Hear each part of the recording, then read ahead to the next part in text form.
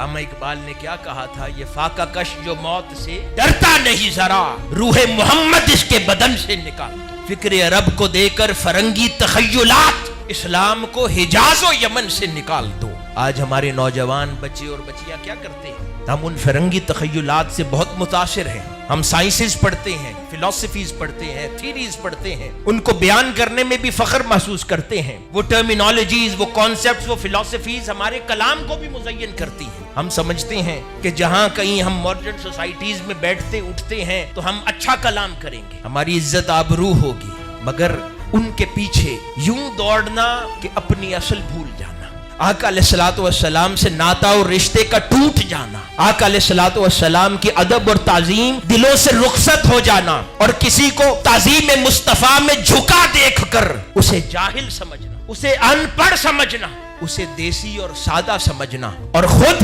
بڑے ماڈرن انداز کے ساتھ بغیر محبت کے آقا علیہ الصلوۃ والسلام کے نام کو زبان سے ادا کرنا، اس کو ماڈرن دنیا کی روایت سمجھنا، پڑھے لکھے کی کیفیت سمجھ کے آگے معاشرے میں چلتے جانا، ان کے لیے یہ پیغام ہے۔ حضور کا ادب دل سے جائے تو ایمان رک جاتا ہے، ایمان کی کیفیت رک جاتی ہے، اور جب وہ رک جاتی ہے کچھ اضافہ نہیں ہوتا، جتنا کمایا ہوتا ہے تھوڑے عرصے میں انسان خرچ کر بیٹھتا ہے۔ تو مومن کے لیے ضروری ہے کہ وہ ایمان کی کیفیت کو ہر دن بڑھاتا چلا جائے، چاہے وہ حضور کی محبت ہو، ادب ہو، تعظیم رسالت ہو، ہر کیفیت کو ہر اگلے دن بڑھاتا چلا جائے، یہاں تک کہ جب شیطان حملہ آور ہو جائے تو اتنا کچھ اس نے زاد راہ ایمان کی شکل میں ضرور سمیٹ رکھا ہو کہ کچھ نہ کچھ بچ جائے، کچھ جاتے جاتے بھی اس کے اندر بچ جائے، اتنا کچھ ضرور سمیٹ کے رکھا ہو ایمان کی صورت۔